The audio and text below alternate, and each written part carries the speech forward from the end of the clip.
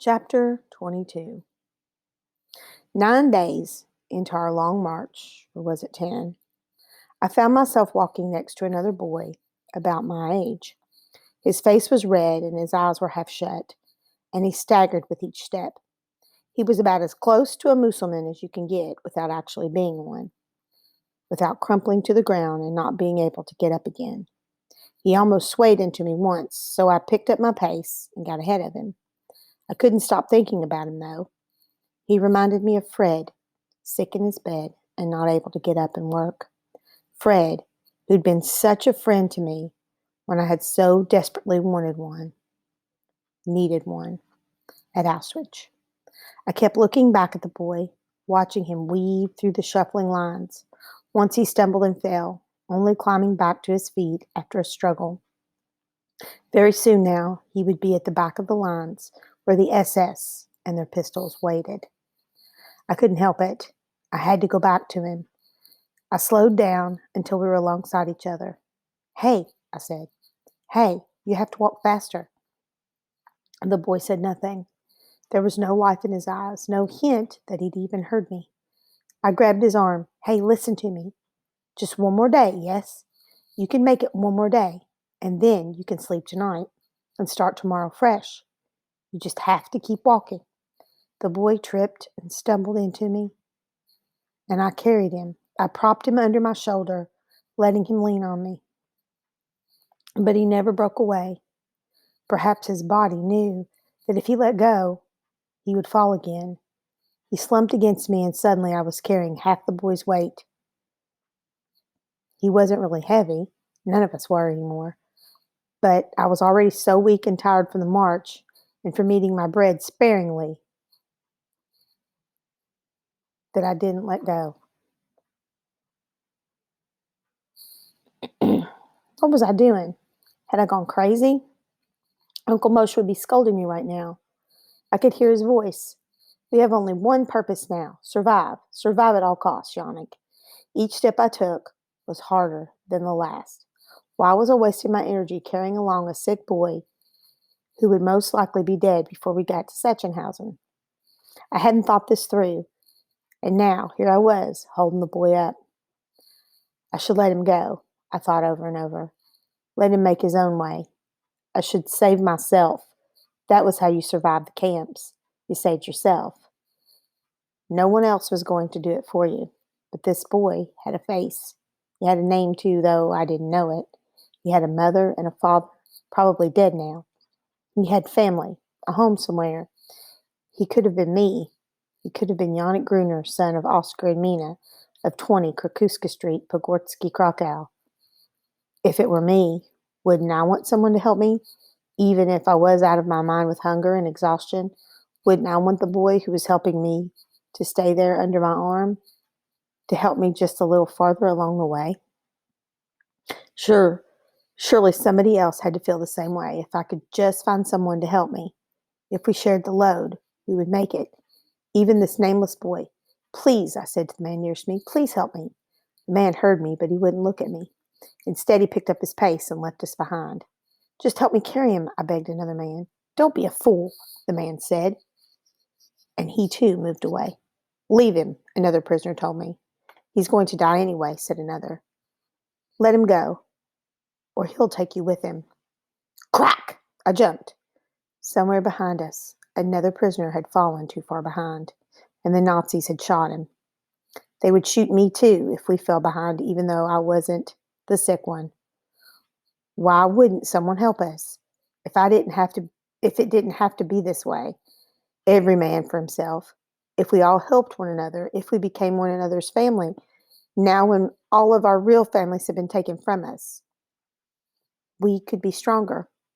More of us could survive. But too many of them thought like Uncle Moshe. Too many of them would only look out for themselves. I wanted to yell at them, argue with them, but I was too tired. It wouldn't do any good anyway. I was right. But where were they? But so were they in their way. The only person you could trust in the camp was yourself. I should never have helped the boy. I knew that, but Now that I was helping him, I refused to let him go. I was becoming stubborn now that I was 16. I walked along, giving the nameless boy all the energy I could spare. I longed to have a bite of my bread, but it was tucked into the waistband of my pants behind my back, and I couldn't reach it and carry the boy at the same time. I would have to wait for nightfall and our scheduled stop before I could eat again. It was better that way, I figured. My bread would last longer so long as I survived to eat it. But as we walked along, step after step, kilometer after kilometer, my stomach began to gnaw away at itself. I was so hungry, just a bite of bread, just a pinch. I could be quiet. I could quiet my aching stomach for a few more hours. The only way to eat was to let go of the boy, though, and we were already near the back of the lines. I couldn't stop, but I was so hungry, I cried.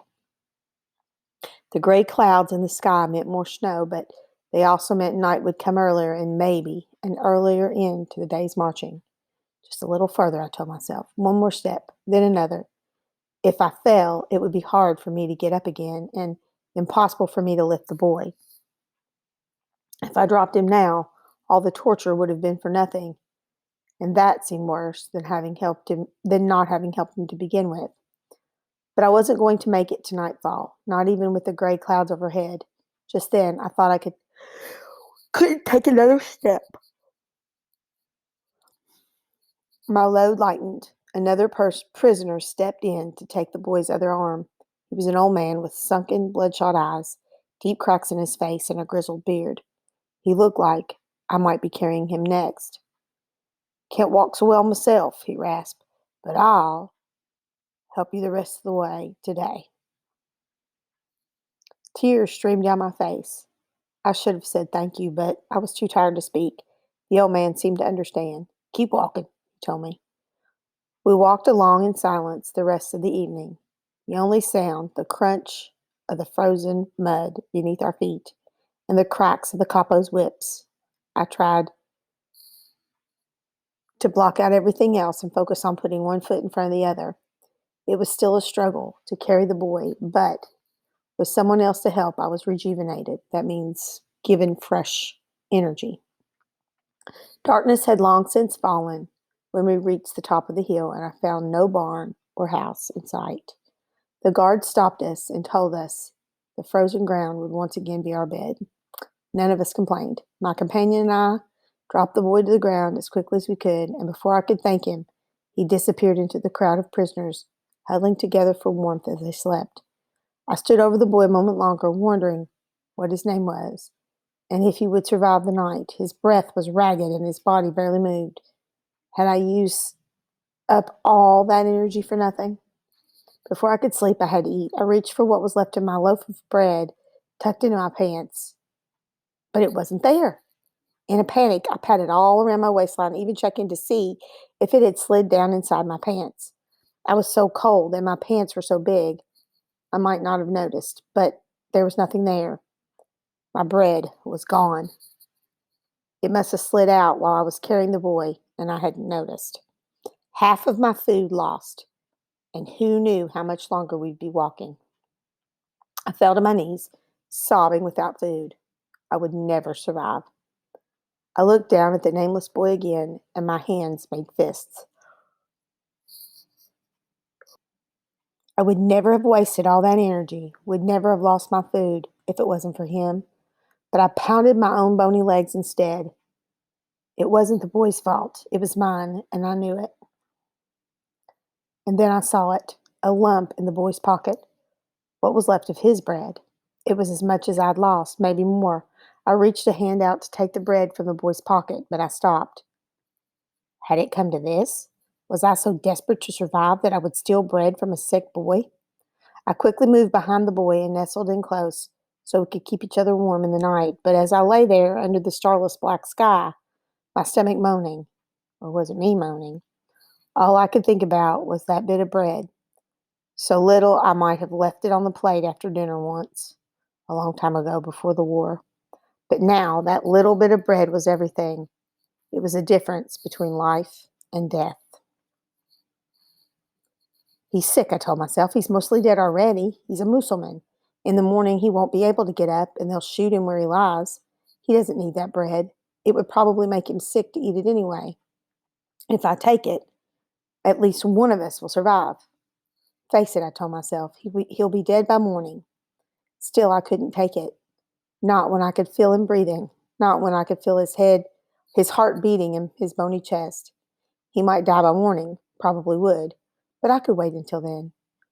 I would not steal bread from another living prisoner. Instead, I closed my eyes and hoped that sleep would at least let me forget my hunger for a few hours. It was my stomach that woke me the next morning more than the light. My first thought was the boy's bread, but the rise and fall of the boy's chest told me he hadn't died in the night. He was still alive. How was it possible? And not only was he alive, but his breath was much less shallow. There was color in his face, again, too. The sleep had done what I had promised him it would. It had given him the rest he needed to face a day of marching. I shook with anger and frustration. He was supposed to die. I needed him to die so I could have his bread. I closed my eyes. What was I thinking? I wouldn't steal bread from a living boy, but I would wish death on him so I could take it without guilt. What were the camps doing to me? What had the Nazis turned me into?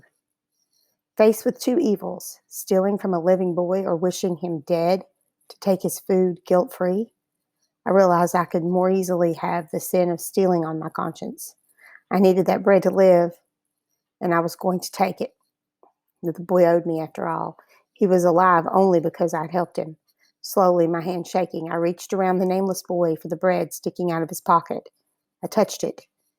I had it in my fingers when the boy's eyes opened wide and he stirred. "Hey, what are you doing?" he said. I yanked my hand back. "Nothing. I was just trying to see if you were still alive." The boy pushed the bread farther down in his pocket. "Well, I am," the boy told me. He pushed himself to his feet. "Wait," I said. "I'm the one who helped you yesterday." I started to say, but without so much as a thank you, the boy staggered away to join the march. I would have cried again, but I was too tired. A couple came around, kicking the last of us, still on the ground, and I picked myself up. I wasn't a Muslim. I might be starving, and I might be nameless, and I might be that nameless boy the others saw staggering through the ranks by midday, but I wasn't dead yet. My name was still Yannick, and I was going to survive.